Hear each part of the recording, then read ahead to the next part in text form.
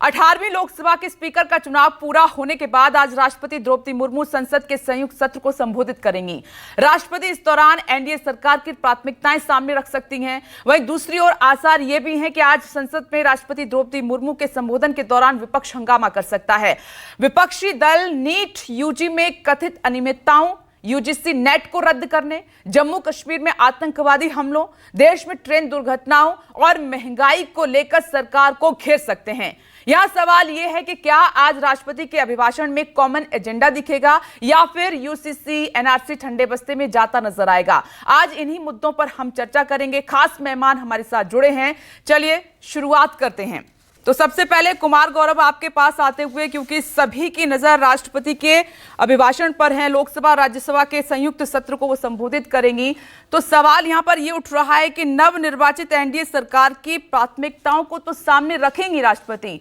क्या समस्याओं का समाधान कैसे निकलेगा ये भी दिखाई देगा, क्या इसकी भी बात होगी, क्योंकि बड़ी समस्याएं हैं जिन पर बहुत विवाद है, जिसमें यूसीसी है, एनआरसी है, जाति जनगणना है, नीट यूजी है, महंगाई है, अग्निवीर योजना है, जो विवादित मुद्दे हैं।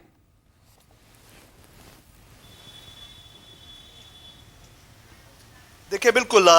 ये 18वीं लोकसभा का पहला सत्र है और जाहिर तौर पे एक जो नियम है उस लिहाज से राष्ट्रपति आज 11 बजे संसद के दोनों सदनों के संयुक्त जो बैठक होगी उसको संबोधित करेंगी। 10:30 बजे तक सभी सांसदों को लोकसभा चैम्बर में बैठ जाने के लिए बोला गया है और 10:55 के आसपास से तमाम प्रक्रिया शुरू होगी और 11 बजे उनका संबोधन शुरू होगा। उसके बाद फिर उनका जब भाषण खत्म होगा, अभिभाषण खत्म होगा, तो आधे घंटे बाद उस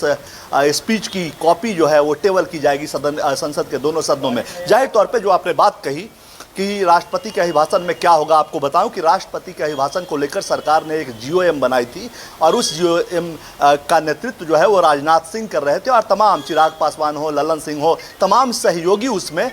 शामिल थे, उसमें उनको रखा गया था। और चूंकि राष्ट्रपति का जो अभिभाषण होता है वो सरकार के काम की रूपरेखा होती है, पिछले 5 साल में सरकार ने क्या किया है, क्या उपलब्धियां रही है वो भी राष्ट्रपति बताएंगी और अगले 5 साल का क्या रोड मैप है वो भी राष्ट्रपति बताएंगी। मोटे तौर पे आप ये मान कर चलिए कि एनडीए सरकार का एक तरह से जो कॉमन मिनिमम प्रोग्राम होगा, सबों की मिली जुली ये सरकार है तो सबों की मिली जुली जो एजेंडा होगा वो राष्ट्रपति सामने रखेंगे। जाहिर तौर पर अर्थव्यवस्था हो, बेरोजगारी हो, महंगाई का मुद्दा हो, ये तमाम मुद्दों का जिक्र इसमें होगा, लेकिन उसमें ये जिक्र होगा कि सरकार ने कैसे इन तमाम चीज़ों को, महंगाई, बेरोजगारी, इन सभी मुद्दों को कंटेन करने का प्रयास किया है। दुनिया की क्या स्थिति है और उसके परिप्रेक्ष्य में भारत की क्या स्थिति है और सरकार अपना पीठ थपथपाने का प्रयास राष्ट्रपति के अभिभाषण के द्वारा करेगी कि महंगाई की दुनिया में जो स्थिति है उस लिहाज से भारत काफ़ी अच्छी स्थिति में है। बेरोजगारी की जहाँ तक बात है, उस दौरान सरकारी नौकरियाँ जो दी गई वो तो बताए जाएंगे ही,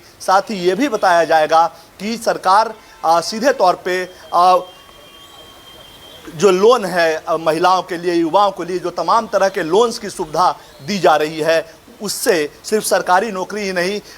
युवा और महिला नौकरी देने वाला भी बने, उसके लिए सरकार की क्या क्या योजनाएं हैं। तो कुल मिलाकर सरकार के पिछले 5 साल की जो बड़ी उपलब्धि है वो है और आगे 5 साल में सरकार का मुख्य एजेंडा क्या होगा, इस चीज़ पे राष्ट्रपति का अभिभाषण पूरा फोकस होगा। हेल्थ के सेक्टर में क्या किया सरकार ने, एजुकेशन के सेक्टर में क्या किया, अर्थव्यवस्था के सेक्टर में क्या किया, टॉप 3 इकोनॉमी में लाने का वायदा जो प्रधानमंत्री लगातार करते हैं उसका भी जिक्र होगा और आम गरीबों तक, जैसे बुजुर्ग लोगों तक जो हेल्थ कार्ड की सुविधा पहुंची है आयुष्मान भारत की, उन तमाम चीज़ों पे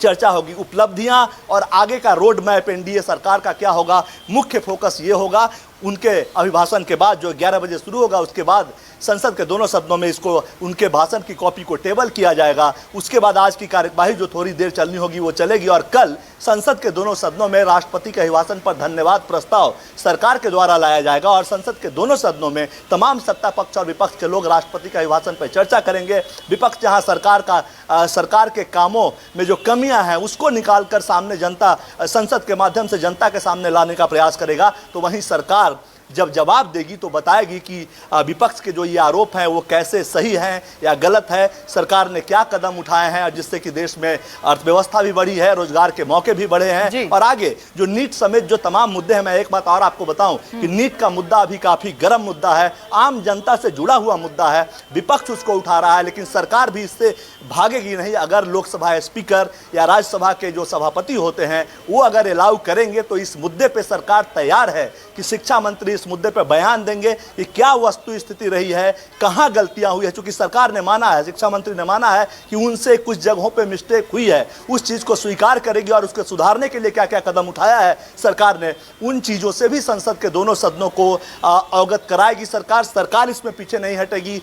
ये डिपेंड करता है कि लोकसभा के स्पीकर और राज्यसभा के सभापति सरकार को इस बात पे, चूंकि राष्ट्रपति का अभिभाषण पर चर्चा होनी है, उस दौरान इस मुद्दे पे बात रखने का मौका देते हैं या नहीं। लेकिन सरकार पूरी तरह से तैयार है कि वो महंगाई, बेरोजगारी समेत जितनी अग्निवीर योजना की जो आपने बात की, अग्निवीर योजना को लेकर डिफेंस मिनिस्ट्री में पहले से ही रिव्यू किया जा रहा है और सरकार को भी ऐसा लगता है, क्योंकि कई राज्यों में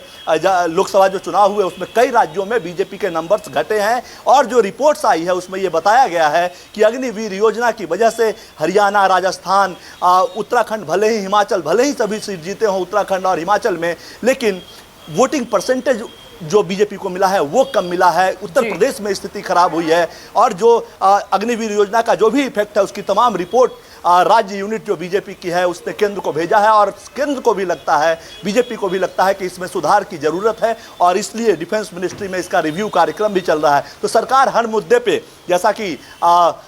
मंत्रियों ने भी बताया, सरकार की तरफ से जो संसदीय कार्य मंत्री है उन्होंने भी बताया कि हर मुद्दे पे बातचीत के लिए सरकार तैयार है। राष्ट्रपति के अभिभाषण के बाद जब चर्चा होगी, जैसे जैसे मुद्दे विपक्ष की तरफ से उठेंगे सरकार उनका जवाब देगी। लेकिन मोटी तौर पर यह बात समझ लीजिए कि उपलब्धियां और आगे का रोड मैप आज राष्ट्रपति के अभिभाषण का मुख्य हिस्सा होगा। एक तरह से कह सकते हैं कि एनडीए का जो कॉमन मिनिमम प्रोग्राम जो कि ऑफिशियली बना नहीं है उसकी रूपरेखा राष्ट्रपति आज संसद के दोनों सदनों के संयुक्त सत्र को जब संबोधित करेंगी तो रखती हुई नजर आएंगी। जी